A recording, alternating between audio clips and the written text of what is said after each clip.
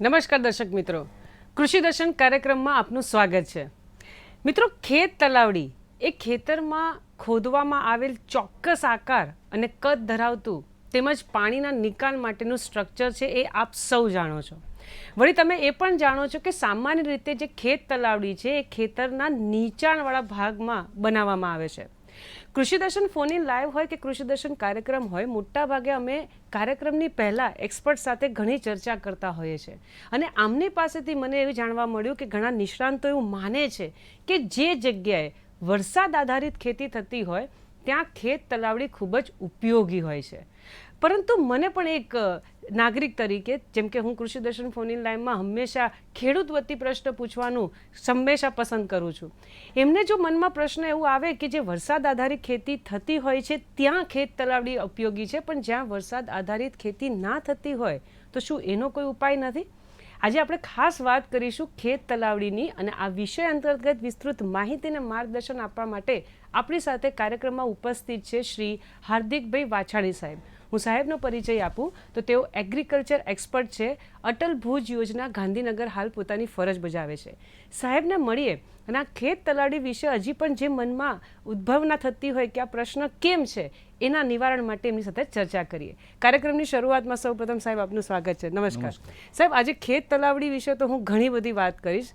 સર્વપ્રથમ કે ખેત તલાવડી છે શું અને એની જરૂરિયાત કેમ ઊભી થઈ, એનાથી કાર્યક્રમની શરૂઆત કરીએ. નમસ્કાર દર્શક મિત્રો, ખેત તલાવડી વિશે વાત કરીએ તો ખેત તલાવડીની સૌ પ્રથમ તો જરૂરિયાત કેમ ઊભી થઈ, તો સૌ પ્રથમ તો આપણે લગભગ આપણી સિંચાઈ વ્યવસ્થા જે ખેતીમાં છે એ ભૂગર્ભ જળ આધારિત છે. હવે દિવસે ને દિવસે ભૂગર્ભ જળ ઊંડા ઉતરતા જાય છે. ઊંડા જવાની સાથે સાથે તેની પાણીની ગુણવત્તા પણ ખરાબ થતી જાય છે અને તેનો ખર્ચ પણ વધે છે. જેથી તેના એક વિકલ્પ તરીકે આપણે વરસાદી પાણીને સંગ્રહ કરવાનું એક ઓપ્શન આપણી પાસે હોય છે. તો જે વરસાદી પાણીને સંગ્રહ કરવા માટે આપણે ખેત તલાવડી દ્વારા કરી શકીએ. ખેત તલાવડી એટલે કે આપણા ખેતરના ઢાળવાળા નીચાણવાળા વિસ્તારમાં ચોક્કસ આકાર અને કદમાં, એટલે કે તેનો જે આકાર છે એ લંબચોરસ હોઈ શકે, ચોરસ પણ હોઈ શકે, તો તેના દ્વારા એસ્કેવેશન એટલે કે ખોદકામ કરીને તેમાં ચોક્કસ જે ટેકનિક હોય તેના દ્વારા વરસાદી પાણીનો સંગ્રહ કરવાનો અને વધારાના જે વરસાદી પાણીનો નિકાલ પણ થઈ શકે તેવી વ્યવસ્થા ઊભી કરવાની હોય તેને ખેત તલાવડી તરીકે આપણે ઓળખી શકીએ છીએ.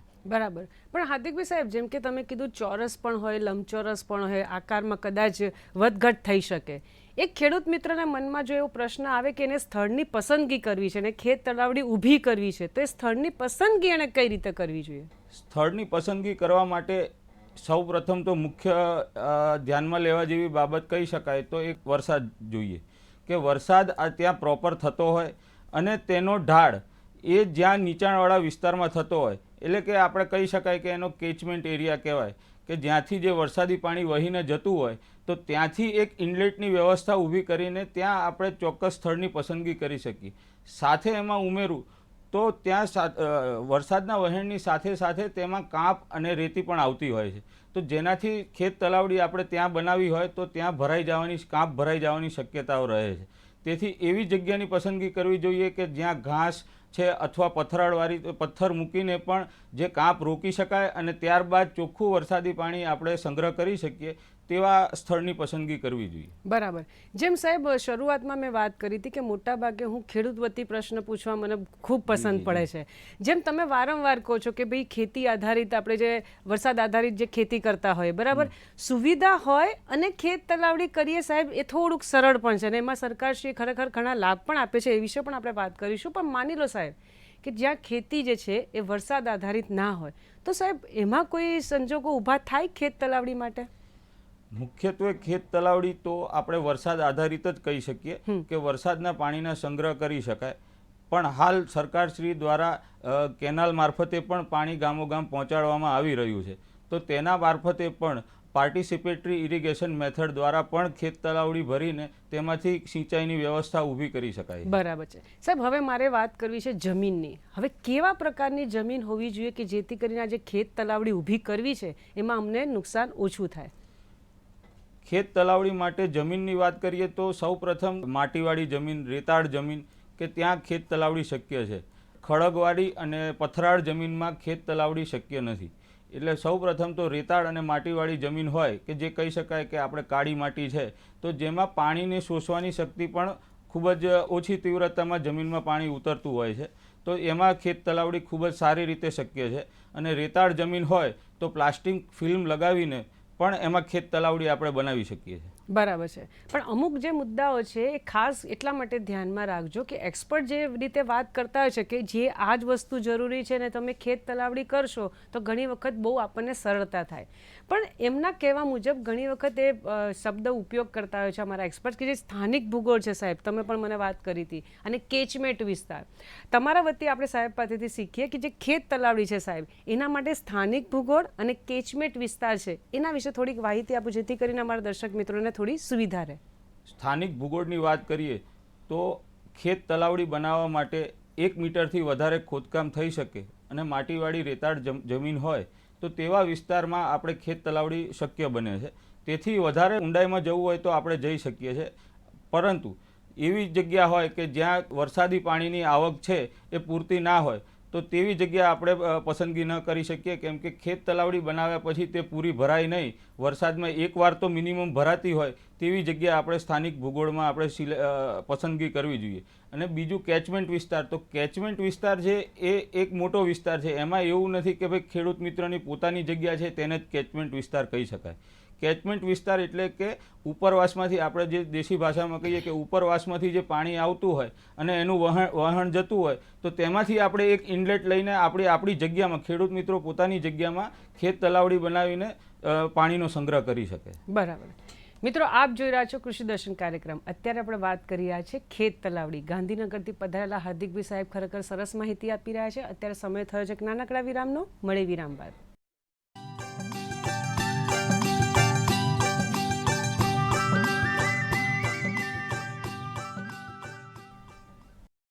વિરામ બાદ ફરીથી આપનું સ્વાગત છે. મિત્રો, આપ જોઈ રહ્યા છો કૃષિ દર્શન કાર્યક્રમને. અત્યારે આપણે વાત કરી રહ્યા છીએ ખેત તલાવડી.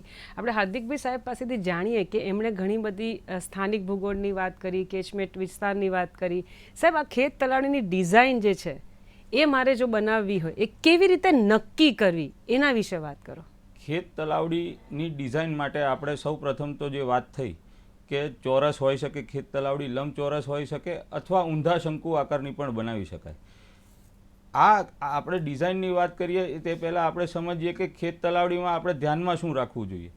તો ખેત તલાવડીમાં ધ્યાનમાં રાખવા જેવી બાબત છે કે પાણીનો જે શ્રવણ શક્તિ છે કે જે જમીનમાં પાણી ઉતરે છે આપણું, તો એ પાણીની તીવ્રતા કેટલી છે. રેતાળથી માટીવાળી અને રેતાળ જમીન હોય તો દિવસનું 10 સેન્ટીમીટરથી લઈને 90 સેન્ટીમીટર સુધી પાણી જમીનમાં ઉતરી જતું હોય છે. એટલે કે એવી જમીનમાં જો આપણે ખેત તલાવડી બનાવવા જઈએ તો તેમાં આપણે ડિઝાઇન કરતી વખતે ઊંડી ખેત તલાવડી કરવી જોઈએ, જેથી તેનું બાષ્પીભવન પણ ઓછું થાય, તો પાણીનો સંગ્રહ થઈ શકે અને તેનો ખરેખર ઉપયોગમાં આપણે લઈ શકીએ. એટલે ડિઝાઇન ઉપરની વાત કરીએ તો એક તો સૌ પ્રથમ વરસાદ કેટલો પડે છે, અને એ પણ અતિ તીવ્રતાવાળો જો વરસાદ હોય તો તે પણ આપણા માટે કામનો નથી. મધ્યમ વરસાદ પડતો હોય તો ત્યાંથી જે વહેણ નીકળતું હોય પાણીનું, તો એવી વિસ્તારમાં આપણે એ ડિઝાઇન કરતી વખતે પહેલું ધ્યાનમાં રાખવાનું હોય. બીજું કે ઢાળવાળી જગ્યા હોય કે જેનાથી આપણને ઓછા ખર્ચે, એટલે કે ખર્ચ ઓછો થાય અને પાણીનું સંગ્રહ વધે તેવી ઢાળવાળી જગ્યામાં આપણે ડિઝાઇન કરતી વખતે તે જગ્યાનું પણ આપણે ધ્યાનમાં રાખવું જોઈએ. અને ત્રીજી વસ્તુ આવે કે જ્યારે ડિઝાઇન કરતા હોઈએ ત્યારે તેનું કયા પ્રકારની આપણે ખેત તલાવડી બનાવવી છે અને તેનો ઉપયોગ કેટલો છે, એટલે કે પાણીની ખેડૂતને જરૂરિયાત કેટલી છે તેના પ્રમાણે તેનો આકાર આપણે લેતા હોઈએ છીએ. જેમ કે ભાઈ 10 વીઘાની આપણે વાત કરતા હોઈએ તો 35 બાય 35 બાય 3 મીટરની આપણે ખેત તલાવડી હોય તો તેમાં 10 વીઘામાં આપણે પૂરતું પિયત કરી શકીએ. તે પ્રમાણે એની ડિઝાઇન આપણે બનાવતા હોઈએ છીએ. બરાબર છે. સાહેબ, માની લો કે જેમ કે જમીનની કોઈ પસંદગી છે, જેમ તમે કીધું એ પ્રમાણે અમે જમીનની પસંદગી કરી અથવા તો અમે એ પ્રમાણે આખી ડિઝાઇન બનાવી, અથવા તો જેમ તમે કીધું સ્થળની પસંદગી પણ આ રીતે કરજો. પણ સાહેબ, વાત આવે છે ક્ષમતાની. ઘણી વખત એક્સપર્ટ એવા શબ્દ વાપરતા હોય છે કે જે ખેત તલાવડી છે એની ક્ષમતા જે છે એ આ રીતની હોવી જોઈએ, પણ એ ગણવામાં કેવી રીતે આવે છે એને જરાક ડિટેલમાં સમજાવશો. ક્ષમતા વિશે વાત કરીએ તો જેમ મેં કીધું એ પ્રમાણે કે વરસાદ આપણો જે પડે છે કેચમેન્ટ વિસ્તારમાં અને તેનાથી પાણીની આવક હોય તો આપણે ખેત તલાવડી બનાવી શકીએ, અને એ પણ આપણે નીચાણવાળા વિસ્તારમાં આપણે બનાવી. પણ હવે આપણે આવે છે કે ભાઈ આપણું વાવેતર છે કે કોઈ ખેડૂત મિત્રને 3 સિઝનમાં પાક લેવા છે, તો એને એ પાકના આધારે તેનું પાણીની જરૂરિયાત ગણવી પડશે કે ભાઈ ખેડૂત મિત્રોને આપણે જેમ ઉદાહરણ તરીકે વાત કરી કે 10 વીઘામાં ખેડૂત મિત્રોને પાક લેવો છે, તો એની આપણે સરેરાશ વોટર રિક્વાયરમેન્ટ ગણવી પડે અને એ વોટર રિક્વાયરમેન્ટના આધારે તેની ખેત તલાવડીની ક્ષમતા નક્કી થાય છે કે કેટલી મોટી ખેત તલાવડી આપણે બનાવી છે. ઉદાહરણ તરીકે વાત કરું તો 35 બાય 35 બાય 6 મીટરની જો આપણે ખેત તલાવડી બનાવતા હોઈએ તો તેમાં બટેકાનો 2 હેક્ટરમાં ક્રોપ આપણે આરામથી લઈ શકીએ. તો આ એક ક્ષમતાની ઉદાહરણ તરીકે વાત થઈ કે 56 લાખ લીટર પાણી આપણે એ 35 બાય 35 બાય 6 મીટરમાં રાખી શકીએ અને તેમાંથી બાષ્પીભવનનું અને જમીનમાં નિતાર થતો હોય તે પાણી આપણે બાદ કરીએ તો પણ 51 લાખ લીટર પાણી આપણને ખેડૂત મિત્રો સંગ્રહી શકે અને આ 51 લાખ મીટર પાણીમાંથી બટેકાનો પાક સ્પ્રિંકલર દ્વારા ખેડૂત મિત્રો આરામથી લઈ શકે. બરાબર. જવાબ સાંભળીને એવું લાગે સાહેબ કે આખું કેલ્ક્યુલેશન વાળું છે અને એ પણ એક્સપર્ટની આપણે મદદ લઈએ તો આ કેલ્ક્યુલેશન આપણે કહી શકીએ કે મારું સફળ થશે. અને એટલે જ કૃષિ દર્શન કાર્યક્રમ અવારનવાર આવા વિવિધ વિષયો લઈને સાહેબ એટલે જ આવે છે કે આવી નાની વસ્તુ લાગતી હોય પણ એ બાબત એટલી બધી ધ્યાનમાં રાખવાની છે કે જો એ ના રાખીએ તો આપણો પછી કદાચ પાક પણ ફેલ જાય અને તલાવડી પણ ફેલ જાય. સાહેબ, હવે આ જે ખેત તલાવડી છે એનો આકાર કેવો હોવો જોઈએ? ખેત તલાવડીના આકાર વિશે વાત કરીએ તો ચોરસ, લંબચોરસ અને ઊંધા શંકુ આકારનું આ 3 આકાર છે. પણ એમાં લગભગ આપણે ગુજરાતમાં ચોરસ અને લંબચોરસ આકાર વધારે ભલામણ કરી શકાય તેવા છે અને તેમાં પણ ચોરસ આકાર છે એ આર્થિક રીતે ઓછા ખર્ચે તૈયાર થઈ જાય અને આપણે ઊંડાણમાં પણ જો ચોરસ આકારમાં જઈએ તો તેમાં બાષ્પીભવનનું અને પાણીના જે આપણે જમીનમાં નીતરે છે તે પણ ઓછું થાય, તો એ ચોરસ આકાર છે એ આર્થિક રીતે પણ ઘણો યોગ્ય છે. બરાબર છે સાહેબ. મોટા ભાગે જે ઇનલેટ અને આઉટલેટ વ્યવસ્થા છે એક્સપર્ટ એના ઉપર પણ ધ્યાન આપતા હોય છે કે જે ખેત તલાવડી અમે બનાવી, ચોરસ બનાવી, લંબચોરસ બનાવી, ઇનલેટ અને આઉટલેટની જે આખી વ્યવસ્થા છે એ કેવી રીતે કરવામાં આવે છે? ઇનલેટ અને આઉટલેટ છે એક ખેત તલાવડીના આમ જોવા જઈએ તો મુખ્ય પાસા છે. ઇનલેટ એટલે કે પાણીની જે આવક છે જેના દ્વારા ખેત તલાવડી આપણે ભરવાની છે વરસાદની સિઝનમાં. તો મેઇન તો ઇનલેટ છે એ કેવું હોવું જોઈએ? ઇનલેટ હંમેશા ઢાળવાળું છે, પાણી આવક છે પણ તેમાં કાંપવાળી રેતી અને માટી આવતી હોય તો તેમાં આપણે ઇનલેટમાં ઘાસ ઉગાડી શકીએ તેવું હોવું જોઈએ અથવા ત્યાં પથ્થરની હાર મૂકીને કાંપને રોકી શકીએ તેવું ઇનલેટ હોવું જોઈએ કે જેના દ્વારા આપણે ચોખ્ખું પાણી છે એ ખેત તલાવડીમાં ઉતારી શકીએ. અને અને આઉટલેટ વિશે વાત કરું તો આઉટલેટ છે એ આખી ખેત તલાવડી આપણી ભરાઈ ગઈ વરસાદમાં, તો હવે વધારાનું પાણી છે એનો આપણે વ્યવસ્થા કરી શકીએ અને યોગ્ય વ્યવસ્થા દ્વારા એનો નિકાલ કરી શકીએ. તેના માટે આઉટલેટની વ્યવસ્થા હોય. આમ જોવા જઈએ તો ઇનલેટ છે તેના કરતાં આઉટલેટ થોડું નીચું હોવું જોઈએ અને જે છે એ આપણે વરસાદી પાણીનો નિકાલ સારી રીતે થઈ શકે તેવી રીતે ઇનલેટ અને આઉટલેટની યોગ્ય વ્યવસ્થા કરવી જોઈએ. બરાબર. વર્ષો પહેલાં સાહેબ ઘણી વખત નિષ્ણાંત સાથે જ્યારે અમે વાત કરતા હતા એમણે કહેલું કે જે ખેત તલાવડી હોય એની તળિયામાં પણ એનું પણ એક મહત્ત્વ સમજાયેલું. એમાં લાઇનિંગ શબ્દ એમણે વાપરેલો. જે તળિયાનું જે લાઇનિંગ છે એના વિશે થોડીક માહિતી આપો કે કયા કયા પ્રકારની હોય? તળિયાના લાઇનિંગ વિશે આપણે વાત કરીએ તો સૌ પ્રથમ તો જો કાળી કાંપવાળી જમીન હોય તો તેમાં લાઇનિંગની જરૂર રહેતી નથી. તેમાં પાણીની નિતારનો જે રેટ છે એ ખૂબ જ ઓછો હોય છે એટલે તેમાં વાંધો નથી આવતો. પણ માટીવાળી અને રેતાળ જમીન હોય તો તેમાં આપણે પ્લાસ્ટિક લાઇનિંગ કરી શકીએ છીએ. બીજું એક જે લાંબા આયુષ્યવાળું લાઇનિંગ કહી શકાય તો ઈંટ અને પ્લાસ્ટર દ્વારા પણ આપણે લાઇનિંગ કરી શકીએ છીએ. તેમાં આર્થિક રીતે ખૂબ જ ખર્ચો થાય છે પણ એ લાંબા સમય સુધી એટલે 30-40 વર્ષ સુધી તેને કંઈ થતું નથી. પણ હાલના જે આધુનિક યુગમાં ટેકનોલોજીવાળા યુગમાં પ્લાસ્ટિક લાઇનિંગ છે એ ખૂબ જ પ્રચલિત થયું છે. પ્લાસ્ટિક લાઇનિંગની વાત કરું તો તેમાં HDPE મટીરિયલનું હોય છે અને 200 માઇક્રોનથી લઈ અને 700 માઇક્રોન સુધીના પ્લાસ્ટિકના લાઇનિંગ મટીરિયલ આવતા હોય છે. તેમાં પણ વધારે ડીપમાં જઈએ તો એમાં લેયર 7 લેયર 10 લેયર એવા લેયર પણ આવતા હોય છે. તો એમાં સરકાર છે એ કહે છે કે 500 માઇક્રોનનું મિનિમમ મટીરિયલ રાખવાથી તેની આયુષ્ય 7 થી 10 વર્ષનું જળવાઈ રહે છે અને પ્લાસ્ટિક દ્વારા એમાં લાઇનિંગ કરવાથી પાણીમાં બાષ્પીભવન અને તેનો નિતાર પણ થતો નથી, જેથી લાંબા સમયગાળા સુધી આપણે વરસાદી પાણી સંગ્રહ કરી શકીએ. બરાબર છે.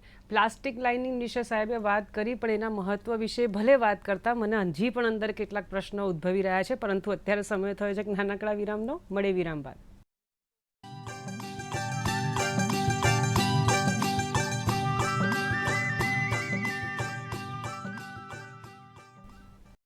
વિરામ બાદ ફરીથી આપનું સ્વાગત છે મિત્રો. આપ જોઈ રહ્યા છો કૃષિ દર્શન કાર્યક્રમ ને અત્યારે આપણે વાત કરી રહ્યા છે ખેત તલાવડી. વિરામમાં જતા પહેલા હાર્દિકભાઈ સાહેબે વાત કરી હતી પ્લાસ્ટિક લાઇનિંગની. સાહેબ, પ્લાસ્ટિક જે આખા તળિયામાં તમે લાઇનિંગ કરવાની જે વાત કરો છો, જેને ઘણા નિષ્ણાંત પ્લાસ્ટિક ફિલ્મ કરીને પણ ઓળખતા હોય છે, એના ફાયદા જે છે ને એ ડિટેલમાં એટલા માટે કે કેટલાક લોકોને હજી પણ મનમાં પ્રશ્ન ઉદ્ભવે ને કે પ્લાસ્ટિક છે એ સાહેબ પર્યાવરણને તો નુકસાનકારક નહીં, તો તમે આને કઈ રીતે સમજશો?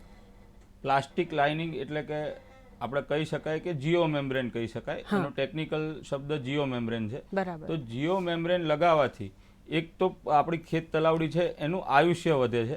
7 થી 10 વર્ષનું આયુષ્ય થાય છે. બરાબર. સાથે સાથે જેમ આપણે વાત કરી કે દિવસમાં 10 સેન્ટીમીટરથી લઈ અને 90 સેન્ટીમીટર સુધી જમીનમાં પાણી નીતરી જતું હોય છે, તો તે પાણીને રોકવા માટે પ્લાસ્ટિક લાઇનિંગ છે એ ખૂબ જ ફાયદાકારક નીવડે છે.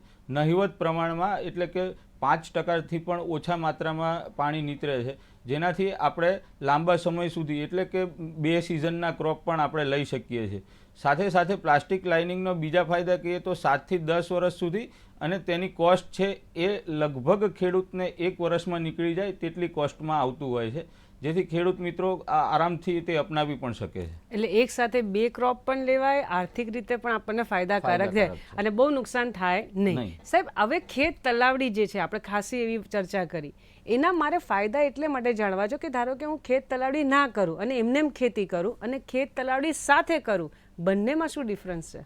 બંનેનો ડિફરન્સ જો કરીએ તો એક તો ખેત તલાવડીનો ફાયદો છે આપણને કે વરસાદી પાણીનો સંગ્રહ કરીને આપણે વધારે સિઝનમાં ક્રોપ લઈ શકીએ. જેમ કે આપણું ખેતર છે ઉનાળાની સિઝનમાં ખાલી પડ્યું રહેતું હોય, તેની જગ્યાએ હવે ખેત તલાવડીમાં સંગ્રહ કરીને ખેડૂત મિત્રો ઉનાળામાં પણ પાક લઈ શકે છે. બીજો એક મહત્વનો ફાયદો કરીએ એક ચોમાસાની સિઝનમાં છે કે ચોમાસામાં વધુ વરસાદ પડ્યો અને ખેતરમાં પાણી ભરાઈ જવાથી તમારો પાક બળી જતો હોય છે. જો ખેત તલાવડી આપણે આપણા ખેતરમાં આયોજનપૂર્વક વ્યવસ્થિત કરી હોય તો જે આ ખેતરમાં પાણી ભરાઈ રહેતું હતું એ પાણી હવે ખેત તલાવડીમાં સંગ્રહ થાય છે, અને જે બળી જતો હતો ક્રોપ અતિવૃષ્ટિના લીધે, એ ક્રોપ હવે આરામથી થઈ શકે છે, જેથી ચોમાસામાં પણ લાભદાયી છે ખેત તલાવડી. બરાબર. હવે માની લો સાહેબ, જેમ હવે અમારા ખેડૂત મિત્રોના લાભની જ્યારે વાત આવે ત્યારે હું ખાસ આ પ્રશ્ન પૂછું છું કે માની લો કે જે ખેડૂતો ખેત તલાવડી અપનાવે છે તે માટે સરકારશ્રી દ્વારા કોઈ લાભો આપવામાં આવતા હોય તો એ ચોક્કસથી સમજાવો. જી, સરકારશ્રી દ્વારા ચોક્કસપણે લાભ આપવામાં આવે છે. એમાં હું શરૂઆતથી વાત કરું તો વર્ષ 2022-23માં ગુજરાત સરકાર દ્વારા બનાસકાંઠા જિલ્લામાં પાયલોટ પ્રોજેક્ટ તરીકે ખેત તલાવડી કરવામાં આવી. 214 જેટલી ખેત તલાવડી બનાવવામાં આવી, જેમાં સફળતા મળ્યા બાદ સરકારશ્રી દ્વારા ચાલુ વર્ષે, એટલે કે વર્ષ 2023-24માં 10 જિલ્લાઓ જેમ કે બનાસકાંઠા, પાટણ, મહેસાણા, ગાંધીનગર, સુરેન્દ્રનગર, રાજકોટ, બોટાદ, ડાંગ અને નર્મદા, આમ 10 જિલ્લાઓમાં આ સ્કીમ લાગુ પાડેલી છે રાજ્ય સરકાર દ્વારા. અને આ સ્કીમમાં ખેડૂતે ખાલી ખેત તલાવડીનું જે ખોદકામ થાય છે તેનો ખર્ચ ખેડૂતે કરવાનો છે. પ્લાસ્ટિક ફિલ્મ એટલે કે જીઓ મેમ્બ્રેન છે એ સરકાર દ્વારા આપવામાં આવશે, અને જીઓ મેમ્બ્રેન લગાવવાનો ખર્ચ પણ સરકાર દ્વારા આપવામાં આવશે. એમાં વધુમાં વાત કરું તો એની સાઇઝ પણ સરકાર દ્વારા એક નક્કી કરવામાં આવી છે, જેમ કે 15 બાય 15 બાય 3 મીટરની સાઇઝથી લઈ અને 40 બાય 40 બાય 6 મીટરની સાઇઝની વચ્ચેની કોઈ પણ સાઇઝ ખેડૂત મિત્રો કરી શકે છે. અને આ સ્કીમ છે એ અત્યારે આ ચાલુ વર્ષમાં જ રાજ્ય સરકાર દ્વારા અમલમાં મૂકવામાં આવી છે, એટલે કે નર્મદા જળ સંપત્તિ, પાણી પુરવઠા અને કલ્પસર વિભાગ દ્વારા અમલમાં મૂકવામાં આવેલી છે. બરાબર છે. હવે માની લો કે આખા જે વિષયને એમને જાણકારી ખેડૂતોએ લીધી, પરંતુ સાહેબ જે ખેડૂત મિત્રો છે એ આ સરકારની જે આ યોજનાઓ છે એનો લાભ કેવી રીતે લઈ શકે એના વિશે થોડીક વાત કરશો. જી, ખેડૂત મિત્રો માટે રાજ્ય સરકાર એટલે કે આ નર્મદા જળ સંપત્તિ, પાણી પુરવઠા અને કલ્પસર વિભાગ દ્વારા વખતો વખત જાહેરાત દ્વારા, એટલે કે 3 ન્યૂઝપેપર દ્વારા અરજીઓ મંગાવવામાં આવતી હોય છે. તેમ છતાં નર્મદા જળ સંપત્તિની જે વેબસાઇટ છે તેમાં પણ જઈને ખેડૂત મિત્રો વખતો વખત જોઈને તેમાં પણ મૂકવામાં આવેલું હોય છે. અરજી છે એ ઓનલાઈન છે. ખેડૂત મિત્રોએ તેમના જે ડોક્યુમેન્ટ છે કે ઓળખના પુરાવા છે, 7, 12, 8 છે, તે બધા ડોક્યુમેન્ટ સાથે ઓનલાઈન અરજી કરવાની હોય છે. અરજી કર્યા બાદ સરકાર છે એ લોટરી સિસ્ટમથી નામ સિલેક્ટ કરતી હોય છે અને તેટલા લોકોનો વારો આવતો હોય છે. પણ લગભગ અત્યારે જે ચાલુ વર્ષે છે એમાં લગભગ સરકારનું આયોજન 3200 ખેત તલાવડી બનાવવાનું આયોજન છે. બરાબર, એટલે આખી પારદર્શક સિસ્ટમથી આખી પસંદગી થતી હોય છે. જેમ કે તમે સાહેબ નિષ્ણાંત છો, ઘણા વર્ષોથી આ ફિલ્ડમાં કામ કરો છો, તો ખેત તલાવડી માટે કોઈ સંદેશો હોય અંતમાં તો ચોક્કસથી અમારા દર્શક મિત્રોને આપશો. જરૂરથી કહીશ કે એવા વિસ્તારો કે જ્યાં ભૂગર્ભ જળ 1000 ફૂટથી પણ ઊંડા જઈ રહ્યા છે, જેમ કે બનાસકાંઠાની વાત કરીએ, પાટણની વાત કરીએ, તેમજ ક્ષારવાળી જમીન થઈ ચૂકી છે કે જેમાં ખેતી શક્ય નથી, તો આ ખેત તલાવડી દ્વારા પ્લાસ્ટિક લાઇનિંગ આપણે વાપરીએ તો તેનાથી જમીનનો ક્ષાર છે એ પાણીમાં ભળતો નથી. તેથી સારું ગુણવત્તાયુક્ત પાણી આપણે સંગ્રહ કરી શકીએ છીએ અને આ પાણીનો આપણે ખેતીમાં ઉપયોગ પણ કરી શકીએ. જેથી ફાયદામાં આપણે વાત કરીએ તો એક તો જે 1000 ફૂટે બોરમાંથી આપણે વીજળી પણ વધારે વપરાતી હોય છે અને જેની સીધી અસર ખેડૂતના ખર્ચ ઉપર આવતી હોય છે, તો એ પણ બંધ થાય છે. અને આમાં સોલાર બેઝ પંપ મૂકવાથી ખેત તલાવડી ઉપર આપણે સોલાર બેઝ પંપ મૂકીએ તો પણ આમાં ઇરિગેશન આપણે આરામથી કરી શકીએ અને ખેત તલાવડી સાથે આપણે ટપક છે, ફુવારા છે, તે પણ અપનાવીએ તો પાણીની પણ બચત થાય, ખર્ચની પણ બચત થાય અને ખાલી માત્ર વરસાદી પાણી ઉપર જ આપણે લાંબી ખેતી કરી શકીએ. એટલે ખેડૂત મિત્રોને કહેવાનું કે સરકાર દ્વારા જે આ લાભ આપવામાં આવે છે 10 જિલ્લાઓમાં, એમાં વધુમાં વધુ ખેડૂત મિત્રો આનો લાભ લે અને ભવિષ્યમાં સારી ગુણવત્તાયુક્ત ખેતી કરીને વધુ ઉપજ મેળવીને સારો નફો કરે તેવી આશા. બરાબર છે, ખૂબ મજા આવી સાહેબ આપની સાથે વાત કરીને. આપ ગાંધીનગરથી અહીંયા પધાર્યા અને અમારા દર્શક મિત્રોને ખેત તલાવડી અંતર્ગત જે માહિતી આપી તે બદલ અમદાવાદ દૂરદર્શન કેન્દ્ર વતી તથા અમારા તમામ મિત્રો વતી હું આપનો ખૂબ ખૂબ આભાર માનું છું. નમસ્કાર મિત્રો. આજે કૃષિ દર્શન કાર્યક્રમમાં શ્રી ગોવિંદભાઈ વાછાણી સાહેબ પાસેથી આપણે ખેત તલાવડી અંતર્ગત માહિતી મેળવેલી માહિતીનો ભરપૂર ઉપયોગ કરીને સફળતા મેળવો તેવી શુભેચ્છા. ફરી મળીશું એક નવા વિષય સાથે. ત્યાં સુધી રજા આપશો. નમસ્કાર.